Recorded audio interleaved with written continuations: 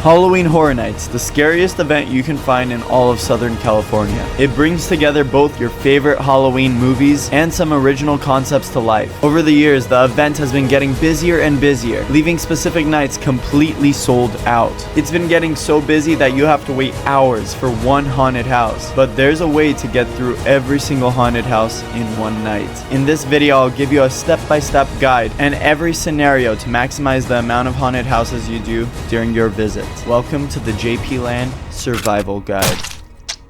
Halloween Horror Nights starts tomorrow, and I hope you're excited for the event this year. We have a solid lineup and a very promising year ahead of us. Like I mentioned in that very awesome intro, I'll be running through every single ticket scenario to ensure you get through as many haunted houses as possible. Let me start off with one recommendation. If you plan on visiting the event only one night, I highly recommend looking into buying the Express, Unlimited Express, or Rest in Peace tour. Purchasing a single Express ticket will allow you to go through each haunted house one time. Unlimited Express allows you to use it multiple times on each individual haunted house, and the Rest in Peace tour gives you Unlimited Express along with a guided tour and a buffet. Additionally, the Rest in Peace tour comes with exclusive photo ops on the Terror Tram. This will be before you reboard the Terror Tram, and some photo ops will be located in Jupiter's Claim. Access to Jupiter's Claim will be exclusive to Rest in Peace tour guests. If you're wondering about Super Nintendo World during Halloween Horror Nights, the land will only be open to 2 p.m. day-night combo guests, along with those who have Express. However, if you don't have the Unlimited Express Pass or any Express Pass of any sort, I do not recommend visiting Super Nintendo World during the event. There are about 11 experiences that come with your Horror Nights ticket. These include all of the haunted houses, the 2 shows like Late Night with Chucky or The Purge Dangerous Waters, and the Enter the Blumhouse Terror Tram. Getting through every single experience may be very difficult this year, but don't worry, I'm here for you. An early access ticket is available that allows you to enter select haunted houses up to an hour and a half before the event begins. The haunted houses included with early access haven't been announced quite yet, so we'll find out tomorrow. Early access is an additional $10 to $15 on top of your ticket, so it's no longer included with the purchase of your ticket online. It used to be a free perk. Early access is a great way to maximize your visit during the event. It doesn't necessarily help you cut down on lines, however, it could be very useful for mazes like the weekend. The very first scenario I'll talk about is how to get through every haunted house without any additions to your ticket, so just your Halloween Horror Nights ticket, no Express, no early access. The event starts at 7 p.m. every single night, and I would show up around 5 p.m. It would take about 2 hours to enter the park, but sometimes they let you in a little bit early. Since you started to wait for admission early, you would be one of the first to enter the theme park. They'll most likely hold you near the fire towers until about 7 o'clock. As soon as they let you enter the event, I would walk straight to Ghostbusters Frozen Empire. This is located right behind Harry Potter and the Forbidden Journey, so once you enter the Wizarding World of Harry Potter, I would walk straight to the back. Again, moving at a quick pace. Now, I will say this part of the survival guide may change. Keep an eye out on my next video talking about how to get through every maze in one night. The only reason I say that is because they still haven't announced which early entry houses will be open for early entry. Usually the early entry haunted houses are down at the lower lot, but that could change. After you're done walking through Frozen Empire, it should be about 7:30 while you enter Insidious. Insidious is located right across the way. After this, it should be around 8:20. I would walk straight to A Quiet Place. It's located on the left side of the Universal Plaza. It should be roughly 9 o'clock at this point. After you're done walking through A Quiet Place, I would head over to Monstros, the Monsters of Latin America. This haunted house usually has the shortest wait time, but if it's longer than 40 minutes, I would skip it. I'm gonna say if you walk through Monstros, it's gonna be about 9:30 at this point. Again, this might change due to your pace. If you're walking at a nice speed, you might even get this done quicker. At the time of this recording, I don't have any show times for The Purge Dangerous Waters or Late Night with Chucky, but at this time I would visit either of those 2 shows. On Thursday nights, the Terror Tram closes at 11:15 p.m. and on Friday and Saturday nights it closes at 11:45. On Sundays it closes at 11:15, so I would highly recommend heading over to Terror Tram directly after. The time should be roughly 11:30 at this point. This is where you have to really lock in. There's an additional 4 haunted houses downstairs. The weekend will definitely have the longest queue of them all, along with Texas Chainsaw Massacre. Both Universal Monsters and Dead Exposure should have roughly around the same wait time for each haunted house, so I'd highly recommend doing Universal Monsters first first because it's further away. This will be located right past the Jurassic World arch. After that, I would walk through Dead Exposure Death Valley. This is located on the left side of the escalator as you go down. Depending on how long you wait, it should be around 12:30 to 1 a.m. The event closes at 2 a.m. nightly, so you have to keep that in mind. The last hour of the event should be a great time to go through all the mazes at the lower lot. However, this may be inaccurate because of the weekend. The weekend is the most popular haunted house this year. I would save this as the last haunted house you do before the end of the night. It really depends on the wait time here, but you may have to make a sacrifice at the very end of the night. Since Texas Chainsaw Massacre and The Weeknd are such popular properties, they might both have over a 30-minute wait for the last hour of the event. You have to keep that in mind. I would definitely do Texas Chainsaw Massacre first if they're both similar wait times. It's not going to be as popular as The Weeknd, so there's a chance that around 1 a.m. the wait time drops significantly. I think the line for The Weeknd should be stagnant throughout the night. It shouldn't drop, it shouldn't raise. That's the haunted house where we're going to see wait times up to 180 minutes every single night. This is not an exaggeration. That's why I say save this as your last haunted house, so that way you get to walk through it. As long as you're in the line before 2 a.m., they'll allow you to wait in line for the haunted house. This is great because you won't cut down any of your time waiting in line for The Weeknd. I would not go here first either. There's a possibility that early entry is at the lower lot this year again, and there will already be a long line of people by the time you reach the lower lot. So that's why it's really important that you keep this for the end of the night. This piece of information may change because if early entry is located at the upper lot, at 7 p.m. you could go straight to The Weeknd. Moving on, if you buy Universal Express, it doesn't matter which order you do each haunted house. However, I would keep in mind that the Terror Tram closes early. A great ticket pair would be early entry and the Unlimited Express. This would give you an hour and a half more to go through as many mazes as you want. With early entry, I highly recommend visiting the most popular haunted house that's included with the ticket. So if it's at the lower lot, I would highly recommend doing The Weeknd first and getting that out of the way. If it's at the upper lot, I would do Ghostbusters first. However, I would be very mindful with your time with early entry. If you're down at the lower lot, do The Weeknd first, and the wait time should be about 30 minutes. That gives you another hour to go through another haunted house. I would skip Texas Chainsaw and do Dead Exposure along with Universal Monsters. Both wait times shouldn't be that long, but I couldn't stress this enough with early entry. Do not be at the lower lot at 7 p.m. You want to be at the upper lot at the gates for the Wizarding World of Harry Potter around 6:50 p.m. The line for Ghostbusters is going to be insane, potentially even comparable to The Weeknd. And if you're there by 6:50 p.m., follow the order of haunted houses I gave earlier. Universal Studios Hollywood has developed an attractions assistance pass for guests who have difficulty with extended wait times in a conventional attraction queue environment. The Attraction Accessibility Program is an accommodation designed to provide equal access to park attractions and not to bypass other guests waiting in the attraction queue. Guests requesting an attraction queue accommodation may obtain the IBCCES Individual Accessibility Card by registering at www.accessibilitycard.org. This should be done within 30 days of your visit and at least 48 hours before your visit. The IAC registration consists of an online application that includes uploading necessary documentation. Once you apply, Universal Destinations and Experiences will contact you and they'll talk about how they can accommodate you. But also please note that it does not guarantee a guest will receive an attraction assistance pass. Universal Studios Hollywood will determine the appropriate queue accommodation based on the cardholder's specific needs. I don't have any additional information or experience with the guest assistance pass. However, if you're unable to register in advance, you can contact a team member at 407-224-4233 or visit guest relations inside of the theme park. They also have a limited number of wheelchairs and ECVs inside of the theme park that you can rent out, but these are very limited. Now for pass members, if you have an existing theme park ticket or an annual pass on the day of your visit to Halloween Horror Nights, this somewhat acts as early entry into Halloween Horror Nights. You can pick up your Horror Night wristbands around 3 or 4 p.m. Wristband pickup locations depend on the day of your visit, but usually they're found near the exit of the theme park or right in front of the Despicable Me ride. You won't have early entry into the haunted houses, but it's way better than dealing with the lines outside of the theme park to enter the park for Horror Nights. Depending on the early entry haunted houses, you could be the first to wait for the entrance of the lower lot or the Wizarding World of Harry Potter to visit the 2 haunted houses back there. Food and drinks are available throughout the entire theme park. Halloween Horror Night themed food and drink offerings are located inside of the Universal Plaza for Plaza de los Muertos, at the Chucky Dive Bar on the left of the Purge Dangerous Waters. The City Snack Shop has a few Quiet Place items that you could find right across the Quiet Place haunted house. Down at the lower lot, you could find Leatherface's Barbecue, the Weekend Nightmare Trilogy Bar. Monster Eats is located to the right of the Mummy ride, and they have many snack carts located located around the entire theme park. Bottled beverages are not permitted into the event, but I would bring empty water bottles. At any of the freestyle machines inside of the theme park, they have free water refills, so you could fill up your empty water bottles with water. Food is not permitted inside of the theme park either, so I would eat a pretty large meal before entering the park. If you're a frequent fear pass holder or an ultimate fear pass holder, honestly, you could take your time with that. If you don't hit a specific haunted house, you have over 30 visits to come back. This is what I do when I have the pass. I usually show up for the theme park around 12 midnight, and that gives me about 2 hours to get through whatever I want to go through. Closer to 2 a.m., all the wait times are significantly shorter, so it gives you a pretty good amount of time to get through whatever you want to get through. Parking rates have gone up, by the way. Parking is now $35. Annual pass holders with parking, I would highly recommend visiting before 5 p.m. That way you can take advantage of free parking. Outside of that, I would recommend wearing loose clothing for tomorrow night if you're visiting tomorrow night. It's going to be above 100 degrees all day, and it drops below the 80s at around 12 a.m. So try your best to stay hydrated and wear looser clothing. And most importantly, if you don't go through every haunted house, it's okay. Enjoy your time. Don't make it a point to get through everything. Try to be patient and relaxed and just have fun. I forgot to mention, but I noticed a lot of the single-use express tickets are sold out. Usually they offer express tickets past 11 p.m. for a discounted rate. I wouldn't bank on that, but if you're visiting on a day you wanted to buy express but it wasn't available, that's something good to keep in mind. Additionally, you can always upgrade your Horror Nights ticket to a frequent fear or ultimate fear pass. You just pay the difference for what you paid for your ticket to enter the event. It should be around $79. This allows you to visit Horror Nights again and again. Most importantly, please treat everyone with respect while visiting the event. Don't start a fight, and especially with the scare actors, do not touch them, do not hit them. At the end of the day, they're just regular people working their job. Of course, it's a more exciting job, but still, do not touch them, do not hit them. They're just here to scare you. That wraps up this year's survival guide. I hope you enjoyed, and see you in the fog.